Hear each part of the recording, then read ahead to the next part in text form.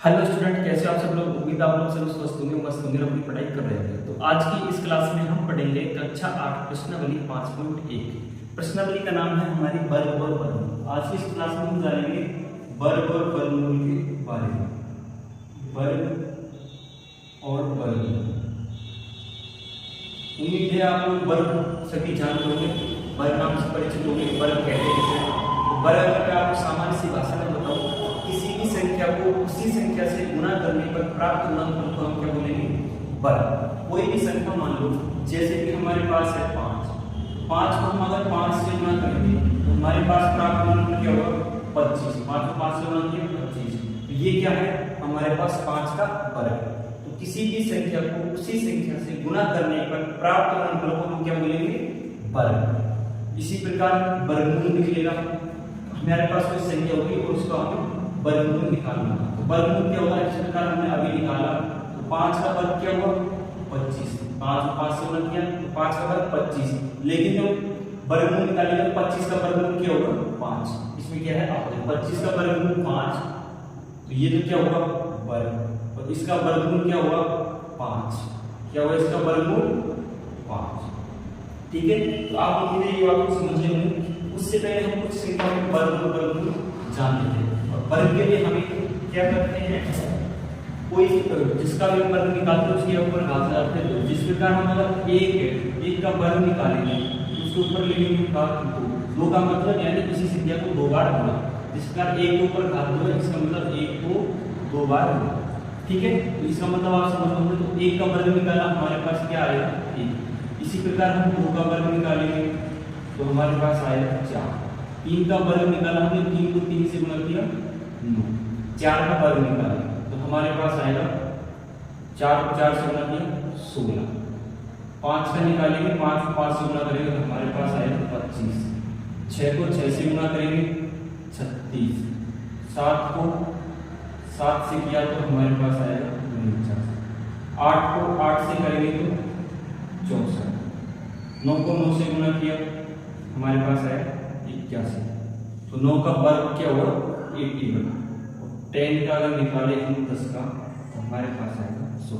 इस प्रकार भी आप आगे की संख्या को भी वर्ग निकाल सकते हैं। हमें इसमें मैंने आपको दिखा दिया वर्ग किस प्रकार निकालना है। किसी भी संख्या को उसी संख्या से गुणा करने पर प्राप्त गुणनफल को क्या बोलते हैं? वर्ग। और वर्ग के लिए हम चिन्ह कौन सा लगाते हैं? स्क्वायर। ठीक है, इसको हम बोलेंगे स्क्वायर, घात 2। अब और कुछ सामान्य सी बातें मैं आपको बता दूं। जैसे कि एक तो मैंने आपको बता दी, किसी भी संख्या को उसी संख्या से गुणा करने पर प्राप्त गुणनफल को क्या बोलेंगे? वर्ग। अब दूसरी बात ये है कि पूर्ण वर्ग संख्या कौन सी है, कौन सी नहीं है। पूर्ण वर्ग संख्या कहते हैं किसे? तो पूर्ण वर्ग संख्या से देखते हैं, हम देखते हैं किसे कहते हैं। जिस प्रकार हमारे पास है एक संख्या 16। अगर 16 का हमने वर्गमूल निकाला तो हमारे पास आया 4। ठीक है, 16 का वर्गमूल निकाला तो 4, यानी कि 4 का वर्ग होगा 16। लेकिन अब हमारे पास है मान लो 15 और या फिर 17। तो 17 का कोई वर्गमूल होता है? 17 का कोई वर्गमूल होता है? 15 का कोई वर्गमूल होता है? नहीं होता है। जिस प्रकार 15, तो इसको अगर 4 को 4 से किया तो 16 आया, 3 को किया तो 9 आया, 5 को किया तो 25 आया। लेकिन 15, 17 ये कहीं नहीं आया। तो इसका मतलब ये है कि ये पूर्ण वर्ग संख्या नहीं। पूर्ण वर्ग संख्या किसे कहते हैं? जिसका वर्गमूल हो। कोई भी संख्या हो वह तभी पूर्ण वर्ग संख्या होगी जब उसका वर्गमूल निकलेगा। ये सारी है ये पूर्ण वर्ग संख्या। जैसे कि 64 का वर्गमूल क्या है? 8। 81 का क्या है? 9। तो इनको हम क्या बोलेंगे? पूर्ण वर्ग संख्या। अब इनका पता हम कैसे लगाएंगे कि सर कौन सी पूर्ण वर्ग संख्या है कौन सी नहीं है? तो इसके लिए भी मैं आपको एक ट्रिक बता दूं। देखिए, कोई भी संख्या हो, पूर्ण वर्ग संख्या कौन कौन सी होगी इसके लिए आपको लिखवा दूं। हम कैसे पता करेंगे सर पूर्ण वर्ग संख्या कौन सी नहीं है? तो इसके लिए मैं आपको बता दूं, पूर्ण वर्ग संख्या की अंतिम इकाई के अंक में 0, 1, 4, 5, 6 और 9। 0, 1, 4, 5, 6, 9 ये अगर इकाई के अंक में है तो वो सारी क्या होगी, पूर्ण वर्ग संख्या पूर्ण वर्ग संख्या होगी। जिस प्रकार हम इसमें देख सकते हैं इकाई के अंक में 1 है, 81 में इकाई का अंक क्या है 1, वो इकाई का क्या है, ठीक है। इसी प्रकार हम 64 में देखें 4, इकाई का क्या होगा 4, ठीक है। 7 में देखें 9 तो 9 है हमारे पास, 25 में 5 तो 5 है। अब इसमें कहीं दिख रहा है आपको अंतिम अंक 2 या 3 हो या 7 हो या 8 हो, नहीं। पूर्ण वर्ग संख्या में कभी भी अंतिम अंक 2, 3, 7 और 8 नहीं आएगा, ठीक है। पहली बात ये आपको समझ आ गई होगी। तो पूर्ण वर्ग संख्या कौन कौन सी होगी, जिसके इकाई का अंक क्या होगा 0, 1, 4, 5, 6, 9, वही पूर्ण वर्ग संख्या होगी। अब दूसरी बात बता दूं मैं आपको, और अब यहाँ लिख दिया मैंने कि इकाई का अंक 0, ठीक है। 10 का स्क्वायर निकाला हमने 0 आया, ठीक है। लेकिन अगर मैं पूछूं कि 1000 पूर्ण वर्ग संख्या है कि नहीं है, 1000 पूर्ण वर्ग संख्या है या नहीं, क्योंकि इसकी इकाई का 0 है तो आप बोलोगे सर ये पूर्ण वर्ग संख्या नहीं, लेकिन ये पूर्ण वर्ग संख्या नहीं है। अगर 10 का स्क्वायर किया तो हमारे पास है 100, ठीक है। अगर हम 100 का करेंगे तो हमारे पास आएगा 10,000। तो इससे क्या मतलब निकला कि पूर्ण वर्ग संख्या तभी होगी 0 के लिए, खासकर के बता रहा हूं 0 के लिए। तो अगर इकाई का अंक 0 है लेकिन इकाई के अंकों की 0 की संख्या क्या होनी चाहिए, इकाई के अंक के 0 की संख्या सम होनी चाहिए, ठीक है। कितनी होनी चाहिए, सम। तो इकाई का अंक किस प्रकार सम बोले तो 2, 4, 6, 8, ठीक है। अगर इकाई का अंक में 0 की संख्या क्या है, सम है, तो वह संख्या क्या होगी, पूर्ण वर्ग संख्या होगी। और एक और बात बता दूं मैं आपको, हाँ, कोई भी संख्या हो, सम संख्या का वर्ग निकालेंगे तो उसका वर्ग, सम संख्या का वर्ग निकाला तो उसका वर्ग भी क्या आएगा, सम। अगर कोई संख्या विषम है उसका वर्ग निकालेंगे तो उसका वर्ग क्या आएगा, विषम ही आएगा। जिस प्रकार आप इसमें देख सकते हो, 2 सम है तो इसका वर्ग भी 4 आया, 4 की संख्या सम है या विषम, तो सम है। उम्मीद है आप ये तो जानते हो सम और विषम संख्या कहते हैं। मैं एक बार आपको बता दूं, सम संख्या को कहते हैं जिसमें 2 का पूरा भाग होता है। कोई भी संख्या हो, इस प्रकार है 16, अगर इसमें 2 का पूरा भाग चला जाएगा तो ये संख्या कौन सी होगी, सम। 2 का भाग 16 में लेंगे, 8 बार 16 आया, घटाया 0, ठीक है। कोई शेष पर नहीं बचा, भाग पूरी वाला है, इसका मतलब ये संख्या कौन सी है, सम। तो सम संख्या किसे कहते हैं, जिसमें 2 का पूरा भाग जाता है, ठीक है। अब मैं क्या बता रहा था, हाँ, कि जो भी कोई संख्या अगर सम है तो उसका वर्ग निकालेंगे तो उसका वर्ग सम ही आएगा। अगर 9 विषम है तो इसका वर्ग निकालेंगे, ये क्या है, सम। 8 सम है, इसका वर्ग निकालेंगे तो क्या आएगा, सम ही आएगा, ठीक है। तो ये भी मैं आपको नोट करवा दूं, सम संख्या का वर्ग सम संख्या का वर्ग सम होगा और विषम संख्या का वर्ग, अगर कोई विषम संख्या उसका वर्ग निकालेंगे विषम संख्या ही आएगी। विषम संख्या का वर्ग विषम संख्या ही होगी, ठीक है। और एक लिखो, इकाई के अंतिम अंक में 0, अंतिम अंक में 0 की संख्या, यानी कि कितनी 0 है, तो 0 की संख्या, 0 की संख्या क्वांटिटी बोले तो 0 की क्वांटिटी सम होने पर ही वह पूर्ण वर्ग संख्या होगी। इस प्रकार मैंने यहां दिखा दिया आपको, ठीक है। अब संख्या में क्या है, अंतिम 0 और 0 कितनी है, 0 की संख्या 2 और 2 क्या है, सम। इसका मतलब ये पूर्ण वर्ग संख्या है। अगर मैं इसकी जगह लिख दूं क्या, 1000, 3 0 संख्या हो गई विषम, तो इसका कोई वर्ग मूल नहीं निकलेगा, ठीक है। अगर मैं लिख दूं यहां पर 10,000, यानी कि 4 जीरो क्या है सम, और इसका वर्गमूल आ जाएगा 100। ठीक है, तो आप समझ गए होंगे कि सॉरी ये वर्ग की अंतिम अंक में क्या जीरो की संख्या क्या होनी चाहिए, सम होने पर यह पूर्ण वर्ग संख्या होगी। तो आप ये आप इन बातों को समझ गए होंगे, उम्मीद है आपको। अब हम करते हैं क्वेश्चन की ओर। अब हम क्या करेंगे, क्वेश्चन करेंगे। ठीक है, अब मैं फिलहाल इसको डिलीट कर दूं। ठीक है,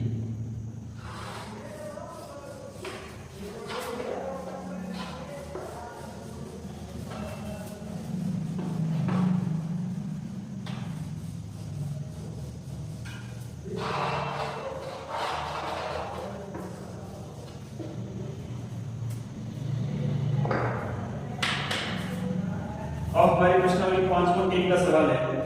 क्वेश्चन नंबर 1, निम्नलिखित संख्याओं के वर्गों की इकाई के अंक क्या होंगे।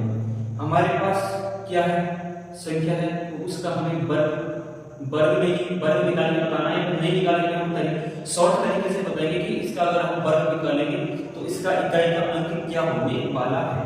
ठीक है, तो हमारा पहला सवाल का पहला है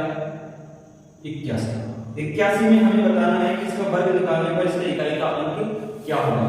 तो मैंने बताया था वर्ग किस प्रकार निकालेंगे, तो वर्ग निकालेंगे हम 81 गुणा 81। इसी प्रकार हम वर्ग निकालते हैं, यानी किसी संख्या को 2 बार गुणा करेंगे। तो 1 को 1 से गुणा किया, हमारे पास आया 1 को 8 से किया 8, 8 को 1 से किया 8, और 8 को 8 से किया 64। तो हमारे पास संख्या आई 6561। अब इसके हमें वर्ग में बताना है इकाई का अंक क्या है, तो इसका इकाई का अंक क्या है 1। ठीक है, ये तो भी हमारे जनरल तरीके से। अब मैं बताऊंगा शॉर्ट तरीके से, जिस प्रकार हमारे पास इकाई का अंक क्या है इसमें 1। मान लें ये संख्या इसकी इकाई का क्या है 1 है, इसमें 1 यानी 1, तो इसका वर्ग निकालेंगे तो क्या आएगा 1 ही आएगा इकाई का।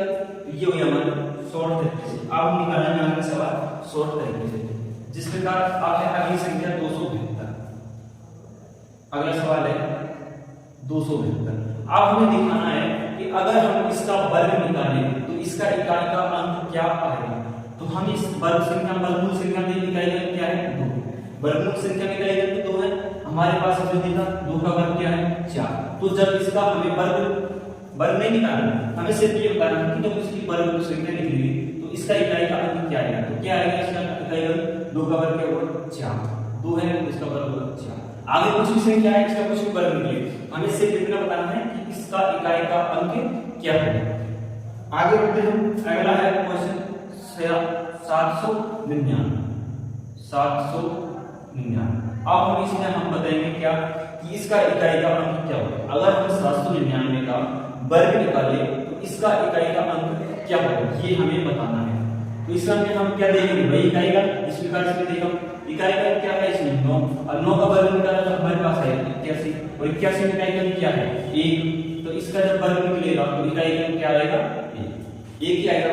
अरे हम इस प्रकार इसको गुणा भी करेंगे जनरल तरीके से देखेंगे, तो सबसे पहले 9 को 9 से ही गुणा करेंगे ना, 9 को 9 से गुणा करेंगे, और 9 को 9 से गुणा किया कितना आया 81। हमने क्या लिखा 1 80 लगाई 8। तो अभी अगर इसको आगे करेंगे तो यहाँ तो क्रॉस का चिन्ह लगेगा, और इकाई का क्या है 1 ही आएगा। तो बस हमें यही समझना है, डायरेक्ट बताना है कोई भी संख्या का वर्ग निकालने पर उसका इकाई का अंक आने की क्या संभावना है। तो इकाई का अंक आप वर्ग कर सकते हो और आप बता सकते हो कि इसका इकाई का अंक क्या आने वाला है। अगली अगर मैं संख्या बताऊं तो हमारे पास अगला है चौथे नंबर का 3853। इसमें अगर हम इकाई का अंक देखें कितना है 3, और 3 का अगर हम वर्ग निकालें तो क्या आएगा, अगर 3 का हमने वर्ग निकाला ठीक है, तो 3853 का अगर हम वर्ग निकालेंगे तो उसका इकाई का क्या आएगा हमारे पास 9 ही आएगा। सबसे पहले अगर हम जनरल तरीके से देखें तो 3 को 3 से गुणा करेंगे, अरे हम इस प्रकार गुणा करेंगे ठीक है। वर्ग इस प्रकार अगर किसी संख्या को संख्या से गुणा करते हैं तो सबसे पहले हम क्या करेंगे 3 को 3 से ही गुणा करेंगे, और 3 को 3 से किया मतलब 9 आया। तो हमारे पास इकाई का क्या आएगा वर्ग संख्या में 3853 का अगर हम वर्ग करेंगे तो उसकी संख्या में इकाई में क्या आएगा हमारे पास 9। तो उम्मीद है आपको इस समझ में आया होगा। आगे के सवाल भी आप इसको इसी प्रकार कर सकते हो। और मैं करके दिखाता हूं 5 नंबर में अगर देखें तो हमारे पास है 1234। इसमें अंतिम इकाई का क्या है वर्गमूल संख्या में देखो इकाई में 4 है, इसका अगर हम वर्गमूल करें तो हमारे पास आएगा 16, और 16 में इकाई का क्या है 6। तो 1234 का अगर हम वर्ग निकालेंगे तो वर्ग संख्या में इकाई का क्या आएगा 6। तो उम्मीद है आपको समझ में आ गया होगा। आगे के सवाल भी आप इसी प्रकार से कर सकते हो। इकाई का वर्ग निकाल के उसका इकाई का देखना। अगला है क्वेश्चन हमारे पास, निम्नलिखित संख्या स्पष्ट रूप से, उम्मीद है आप समझ लो तो मैं इसको आप डिलीट कर देता हूं। अगला क्वेश्चन है हमारे पास क्वेश्चन नंबर 2, निम्नलिखित संख्या स्पष्ट रूप से पूर्ण वर्ग संख्या है या नहीं। निम्नलिखित संख्या स्पष्ट रूप से पूर्ण वर्ग संख्या है या नहीं, इसका कारण तो मैंने आपको अभी थोड़ी देर पहले एक नोट लिखवाया था कौन सी पूर्ण वर्ग संख्या होगी कौन सी नहीं होगी। तो मैं यहां लिख रहा हूं संख्या क्वेश्चन नंबर 2 का पहला है 1057। ठीक है, हमें बताना है कि यह पूर्ण वर्ग संख्या है या नहीं, इसका कारण भी बताना है। तो मैंने अभी आपको नोट लिखवाया था कोई भी पूर्ण वर्ग संख्या तभी होगी जब उसका वर्गमूल संख्या में कोई भी संख्या पूर्ण वर्ग संख्या तभी होगी जब उसका इकाई का अंक या तो 0 हो, 1 हो, 4 हो, 5 हो और 1 0 1 4 5 6 और 9। इनमें से अगर कोई भी इकाई का अंक है तो वह संख्या क्या होगी पूर्ण वर्ग संख्या होगी। इसमें भी आप देख सकते हो 0 1 4 9 6 5 6 9 4 1। तो इसमें क्या 0 1 4 5 6 9। तो इकाई का अंक 0 1 4 5 6 9 होने पर ही वह संख्या क्या होगी पूर्ण वर्ग संख्या होगी। तो आप बताओ 1057 पूर्ण वर्ग संख्या है या नहीं। तो यह 1057 पूर्ण वर्ग संख्या नहीं हुई क्योंकि इसका इकाई का अंक क्या है 7 और 7 इकाई का 7 होने पर क्या पूर्ण वर्ग संख्या बनेगी नहीं बनेगी। तो 1057 हमारी पूर्ण वर्ग संख्या होगी या नहीं, तो नहीं। 1057 पूर्ण वर्ग संख्या नहीं है क्योंकि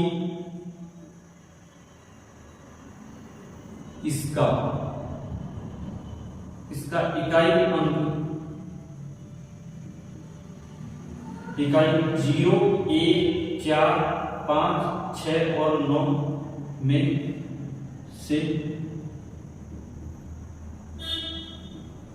कोई सा भी नहीं है। उम्मीद आप ये सब समझ रहे होंगे कि कौन सी पूर्ण वर्ग संख्या होगी कौन सी नहीं होगी, ये आप जान रहे होंगे। इकाई का अंक अगर वर्ग संख्या में कितना है 0 1 4 5 6 9 तो वह संख्या क्या होगी पूर्ण वर्ग संख्या होगी। अगर इनमें से कोई सा नहीं है तो वह संख्या पूर्ण वर्ग संख्या होगी।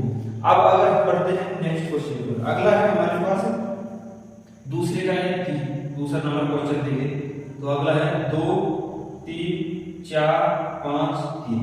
अब आप बताओ यह पूर्ण वर्ग संख्या है या नहीं। उम्मीद आप समझ होगी, बता दीजिए आपने कौन सी।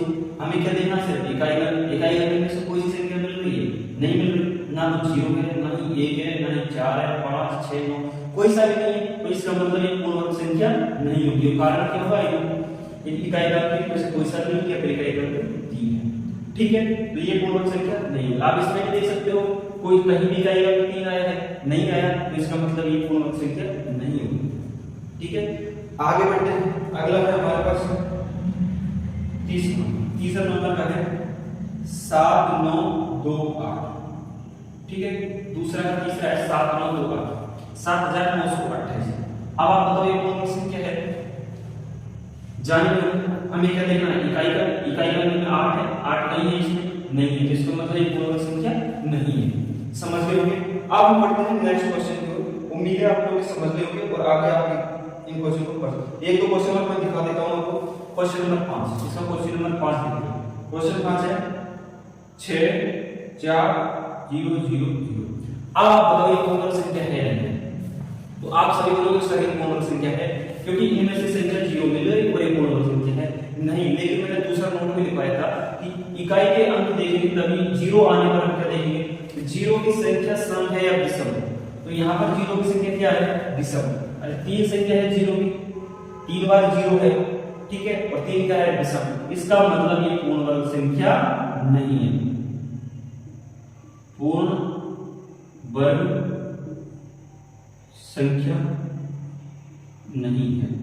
ठीक है, क्यों नहीं है? क्योंकि इसका अंतिम में 0 की संख्या कितनी है सम। अगर ये विषम होती, सॉरी 0 की संख्या क्या है विषम, अगर ये सम होती तो क्या होता है, पूर्ण वर्ग संख्या होती है।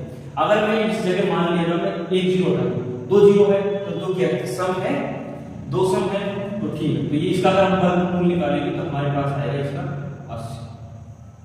ठीक है, तो आप समझ लो। अब इसमें है लेकिन कितनी, 3 जीरो, और 3 जीरो है तो इसका मतलब पूर्ण वर्ग संख्या नहीं।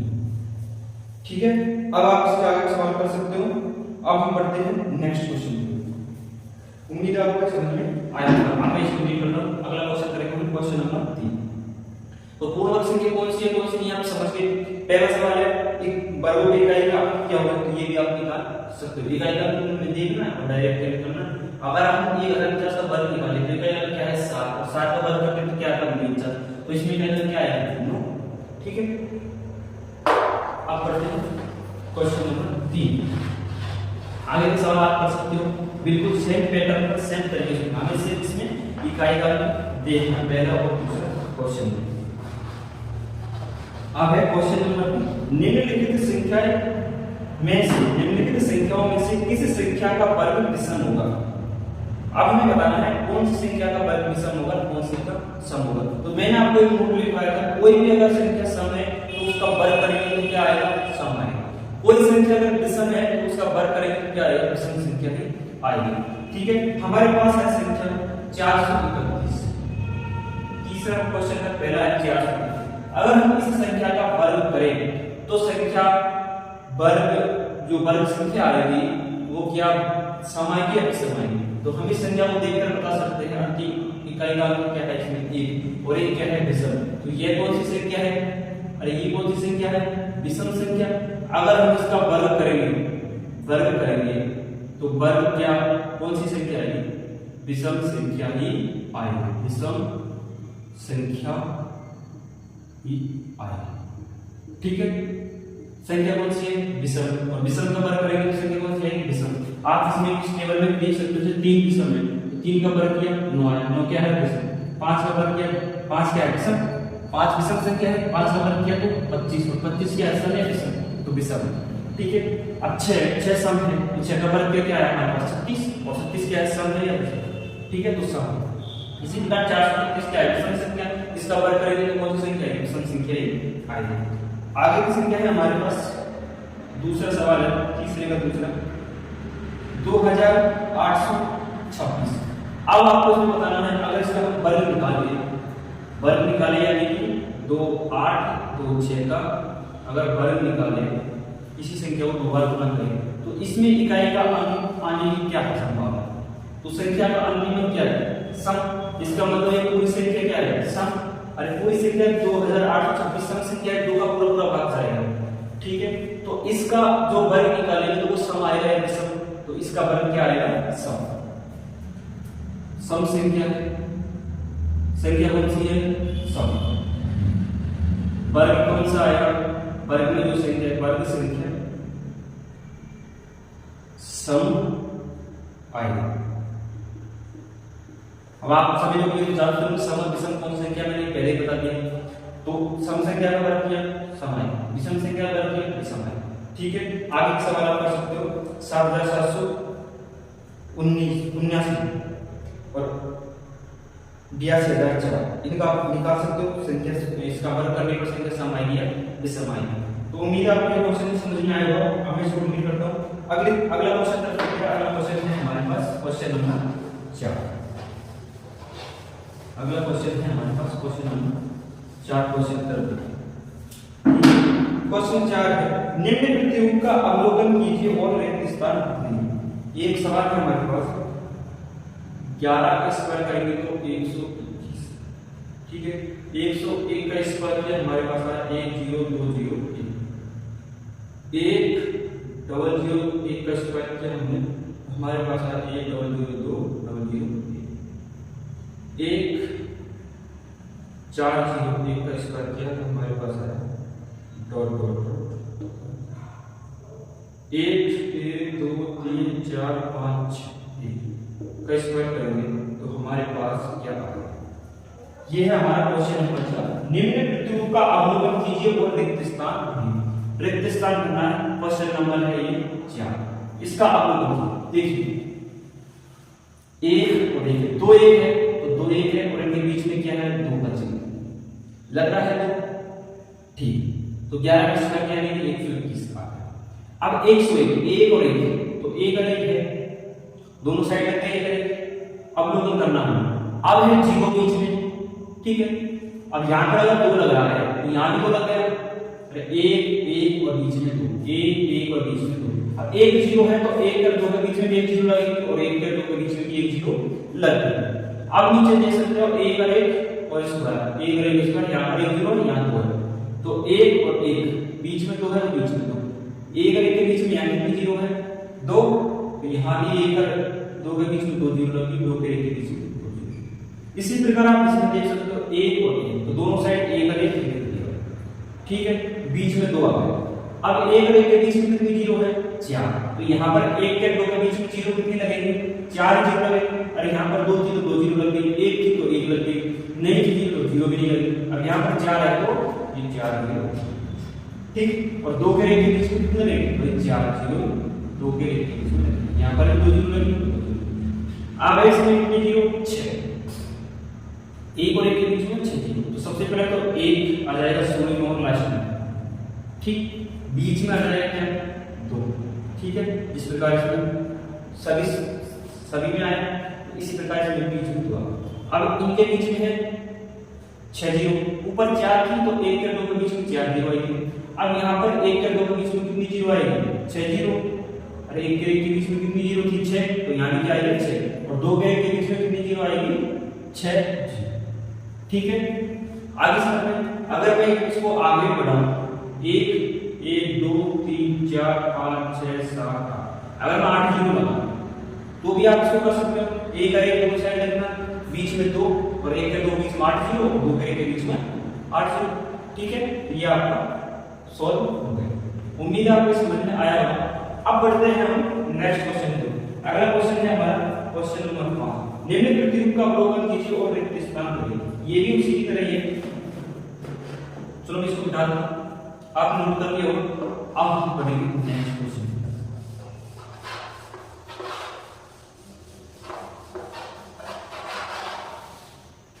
इसमें भी हमें एक प्रतिरूप मिल रहा है। प्रतिरूप में हमारे पास 11 का स्क्वायर यानी 121, 101 का स्क्वायर हमारे पास 1020, ठीक, और 10101 का स्क्वायर है हमारे पास 102032020। अब हमें बताना है 10101 का स्क्वायर, ये है खाली, शुरू में खाली, लास्ट में 1020304050304030 ठीक है। हमें मानना है खाली स्क्वायर। इसको आप समझ सकते हो, पिछले क्वेश्चन की तरह है ये भी 11 का स्क्वायर 1 और 1 2 लग गया, 101 तो 102 दो बीच में आ गया और 0, ठीक है। इसमें 1 कितने हैं 3, तो हमें क्या करना है 1 0 फिर 2 0 और फिर 3 0, ठीक है। 3 तक पहुंच गए, 3 1 है तो 3 तक पहुंच गए और फिर वापस उल्टा चल रहा है 3 0 2 0।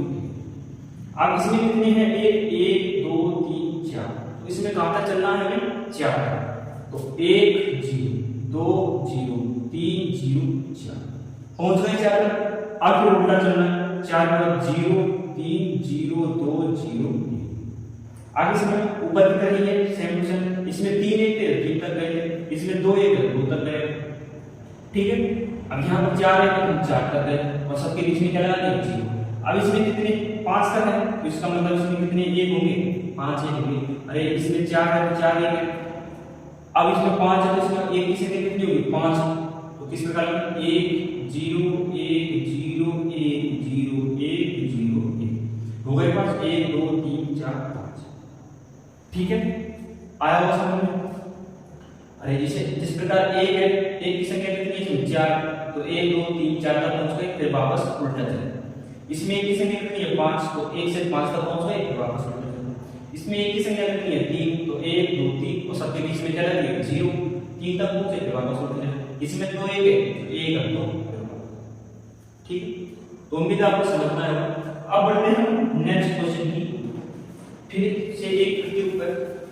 तो आपने नोट कर लिया होगा, इसको डिलीट कर लो।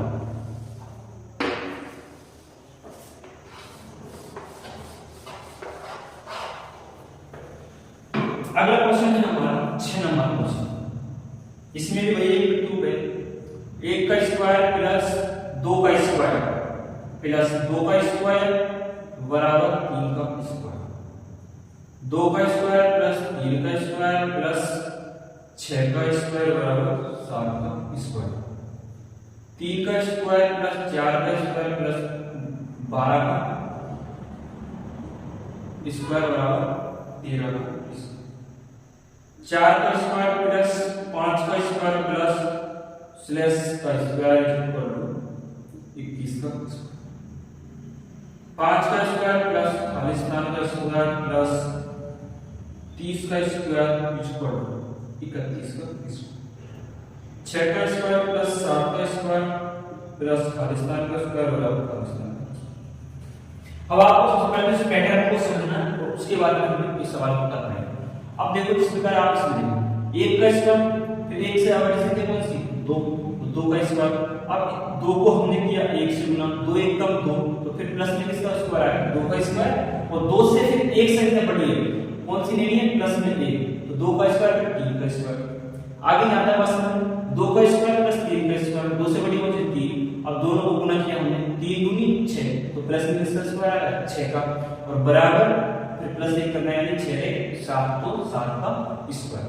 इसी प्रकार आप इसमें समझ सकते हो कि 3 के बाद 4 यानी 3 चौको 12, तो 12 का स्क्वायर आ गया हमारे पास, 3 चौको 12 12 का स्क्वायर, तो 12 में 1 प्लस करेंगे 13, तो बराबर 13 का स्क्वायर। इसी प्रकार इसमें है 4 को हमें गुना करना है किससे 5 से, 5 चौको 20, तो खालिस्तान में किसका स्क्वायर आएगा तो 20 का स्क्वायर। अब 20 में 1 जोड़ा हमने तो कितना आया 21, तो ये क्या है 21 का स्क्वायर। ठीक है, इसी प्रकार हम इस खालिस्तान को करेंगे 5 का स्क्वायर प्लस खालिस्तान का स्क्वायर। अब हम 5 को कितने से गुणा करेंगे कि 30 आता है, इस प्रकार हमने इसमें 4 को 5 से किया 20 आया, 4 में 20, 3 को 4 से किया 12, 2 को 6 से किया तो सॉरी 3 को 2 से किया 6, 2 को 1 से किया 2 आया। तो इसी प्रकार 5 को हम किससे गुणा करें कि 30 आ जाए, तो 5 हम गुणा करेंगे 6 से, 5 का स्क्वायर प्लस 6 का स्क्वायर, 5 6 का 30 का स्क्वायर बराबर प्लस 1 करेंगे तो 31। अब 6 का स्क्वायर प्लस 7 का स्क्वायर, तो प्लस में कितने का आएगा 6 7 का 42, 42 का स्क्वायर। ठीक है, बराबर 42 में 1 जोड़ेंगे कितना आएगा 43, तो बराबर में कितने का आएगा 43 का स्क्वायर। तो उम्मीद है आप ये सब समझ गए। एक हमने ये भरा खालिस्तान 20 6 42 और 43। पहले हमने ऊपर से पैटर्न को समझते आना और फिर उसके बाद पहले गुना हुआ, उसके बाद 1 प्लस 1 करके बराबर में स्क्वायर है। जिस प्रकार 3 को 2 से किया 6 का और 6 में 1 जोड़ा तो 7, 3 को 4 से किया 12, 12 में 13 का स्क्वायर, 4 को 5 से किया 20 और 20 में 1 जोड़ा 21 का स्क्वायर। ठीक है, सेम पैटर्न फॉलो करना है। 5 को 6 से किया 30 और 1 जोड़ा तो 31, 7 को 6 से गुणा किया 42 और 1 करेंगे तो 43। तो उम्मीद है आपको समझ में आया होगा। अब हम बढ़ते हैं नेक्स्ट क्वेश्चन पे। अब हमें करना है नेक्स्ट क्वेश्चन। ठीक है, तो मैं इसको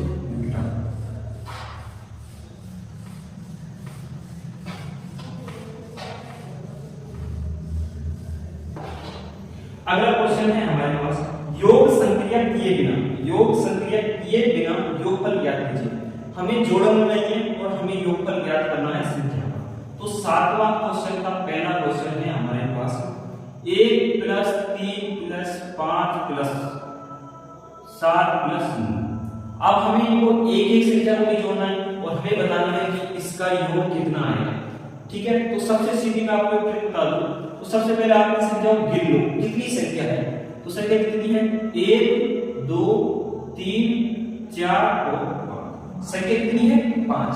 तो सीधा आपको कुछ नहीं करना, 5 है तो 5 का करना है आपको वर्ग और हमारे पास आएगा 25। तो इन संख्याओं का योग क्या आएगा 25। मैं आपको एक बार जोड़ के भी बता देता हूं। 1 और 3 हो गए 5, सॉरी 4, 1 और 3 4, 4 और 5 9। ठीक है, 4 और 5 9, 9 और 7 16 और 16 और 9 25। ठीक है, तो आपको क्या करना है इस प्रकार जोड़ना नहीं, ज्यादा दिमाग लगाना, सीधी बात है। संख्याओं गिनो और उसका वर्ग कर दो। इसी प्रकार हमें अगला सवाल देखें तो अगला सवाल है हमारे पास 1 plus 3 plus 5 plus 7 plus 9 plus 11 plus 13 plus 15 plus 17 plus 19। अब इसको हम जोड़ेंगे, बहुत टाइम लग जाएगा, तो जोड़ना नहीं है, डायरेक्ट हमें क्या करना है, जादू करना है। ठीक है, ट्रिक लगाइए, संख्या को लो 1 2 3 4 5 6 7 8 9 10। 10 संख्या है, इनका 10 का वर्ग कर दो सीधी बात, 10 का वर्ग किया हमारे पास आएगा 100, तो इन संख्याओं का योग क्या आएगा 100 आएगा। ठीक है, इसी प्रकार 7वां और 30वां नंबर क्वेश्चन क्या पा सकते हो, संख्याओं को गिननी है उसका वर्ग करना है, वर्ग करना आप जानते हो, उसी संख्या को उसी संख्या से गुणा करना है, इस प्रकार का वर्ग हो जाएगा, संख्या का योग निकल जाएगा। ठीक है, अब बढ़ते हैं हम अगले क्वेश्चन को। क्वेश्चन नंबर है हमारा 8, उम्मीद आपको समझ में आएगा, इसको मैं डिलीट कर देता हूं। तो अगला क्वेश्चन है हमारा क्वेश्चन नंबर 49 को 7 विषम संख्याओं के रूप में लिखना है। हमारे पास है 8वां पहला। ठीक है, 49 को हमें विषम संख्याओं के रूप में लिखो, विषम संख्या के रूप में लिखो। ठीक है, जस्ट उसका पहले वाले का उल्टा है, पहले वाले में हमें संख्या जोड़े बिना उसका क्या करना था, अब उसका उल्टा है, इसको विषम संख्या के रूप में लिखना है। 49 है, इसका मतलब ये किसका वर्ग होगा 7 का, यानी कि हमें 7 विषम संख्या लिखनी है। 1 प्लस 3 प्लस 5 प्लस 7 प्लस 9 कितनी हुई, 3 और 2 5 और 11 प्लस 13 हो गई साहब। 1 2 3 4 5 6 7 विषम संख्या है पूरी। अब देखो 49 है नहीं, तो हमें जोड़ लो एक बार, 13 और 11, 13 को और 11 को जोड़ेंगे तो हमारे पास आएगा 24, 24 और 9 जोड़े तो हमारे पास आया 33, 33 और 7 जोड़े तो आया हमारे पास 40, 40 और 5 जोड़े 45 और 3 48 और 1 49। ठीक है, तो कोई भी संख्या हो, अगर हमें उसे विषम संख्या के रूप में लिखनी है, इस प्रकार लिख दो, उसका वर्गमूल निकाल लो डायरेक्ट, तो कितनी बार लिखें। अगर इस जगह को तो मान लो 100 होता है, इस जगह पर कितना होता है 100, तो आप किस प्रकार लेंगे, 100 का वर्गमूल निकालेंगे, हमारे पास आएगा 10, 10 का वर्ग है 100, तो 10 बार हम क्या लिख देंगे विषम संख्या। ठीक है, जिस प्रकार 1 plus 3 plus 5 plus 7 plus 9 plus 11 plus 13 plus 15 plus 17 plus 19 हो गई। 1 2 3 4 5 6 7 8 9 10। ठीक है, तो आप इसको इस प्रकार लिख सकते हो विषम संख्याओं के रूप। ठीक है, उम्मीद है आपको समझ में आएगा। अब हम बढ़ते हैं नेक्स्ट क्वेश्चन की। अगला वाला क्वेश्चन आप कर सकते हो 121 को 11 विषम संख्या के रूप में लिखना है, तो इस प्रकार आप 11 संख्या गिन लेना और 11 संख्या के रूप में लिख लेना। ठीक है, यहाँ पर इसमें मैंने 10 लिखी, यहाँ पर 7 है, 49 का वर्ग क्या है 7, तो 7 विषम संख्या के रूप में लिख दी, पूरी विषम संख्या लिखनी। हाँ, ये इस बात में विषम संख्या रेगुलर होनी चाहिए, क्रम में होनी चाहिए, ये नहीं कि एक के बाद हमने लिख दिया 5, सर ये तो 5 तो विषम संख्या ही है, तो 7 की जगह लिख दिया सर ये 9, ये 2 भी तो विषम संख्या ही नहीं, लेकिन ये क्रम में होनी चाहिए, एक के बाद 3 और 3 के बाद विषम संख्या कौन सी है 5, 5 के बाद कौन सी आती है 7, तो इस प्रकार ये क्रम में होनी चाहिए, कोई सी संख्या छोड़नी नहीं है। ठीक है, तो इस प्रकार आप इसको कर सकते हो। अगला क्वेश्चन हमारा लास्ट क्वेश्चन नंबर 9 है, उम्मीद आपको समझ में आएगा, नोट कर लेगा, अब इसको डिलीट कर देना। ठीक है, अगला क्वेश्चन करेंगे हम, निम्नलिखित संख्याओं के वर्ग के बीच में कितनी संख्या है, इसके लिए मैं आपको एक सीधी सी ट्रिक बताऊंगा। ठीक है, वैसे आप अगर नॉर्मली जनरली तरीके से निकालोगे तो पहले दोनों का वर्ग करो, उसके बाद घटाओ। ठीक है, सवाल है हमारे क्वेश्चन नंबर 9 का, हम देखते हैं पहले 12 और 13। ठीक है, 12 और 13 के बीच में दिखाइए कितनी संख्या है, 12 का वर्ग निकालेंगे और 13 का वर्ग निकालने के बाद हमें बताना है कि इनके बीच में संख्या कितनी है। तो इसके लिए मैं आपको एक सीधी ट्रिक बता दूं, आपको एक सूत्र याद करना है 2n। ठीक है, सूत्र कौन सा है 2n, इसी में आपको कुछ नहीं करना है, n क्या होगा यहाँ पर आगे वाली संख्या, जो वर्ग में छोटी वाली संख्या होगी वही क्या होगी n। ठीक, तो 2n इसका मतलब 2 गुना n, 2 क्या है हमारे पास, ठीक है, n का मान क्या है 12, 12 का क्वेश्चन मान क्या हमारे पास 24, तो 12 और 13 और 12 के वर्ग के बीच में कितनी संख्या आएगी तो 24। इसी प्रकार अगर हम अगला सवाल देखें तो अगला है हमारे पास 25 और 26, 25 और 26 के बीच में 25 और 26 का जब हम वर्ग निकालेंगे तो इसके बीच में कितनी संख्या है इसको हमें बताना है। वही सूत्र लिखना है 2n। n बराबर है 25, यहां लिख देता हूं n बराबर 25, तो 2n में क्या करेंगे 2 गुना 25, 25 को 5 से गुणा किया हमारे पास आए 50। ठीक है, तो 25 का वर्ग और 26 के वर्ग के बीच में संख्या कितनी 50। तो इसी प्रकार आप अगला सवाल कर सकते हो 99 और 100 के बीच में कितनी वर्ग संख्या है। इसको आपके लिए इसको आप, ठीक है, तो मैंने बता दिया सूत्र ये रहेगा पूरा। तो उम्मीद है आपकी क्लास समझ में आई होगी, पसंद आई होगी। अगर आप क्लास अच्छी लगी, पढ़ने में मजा आया, ठीक है, क्लास काम किए तो वीडियो को लाइक करें। अगर कोई आपका साथी पढ़ने वाला तो उसको भी आप इसको शेयर कर सकते हो ताकि उसके भी काम में आ सके।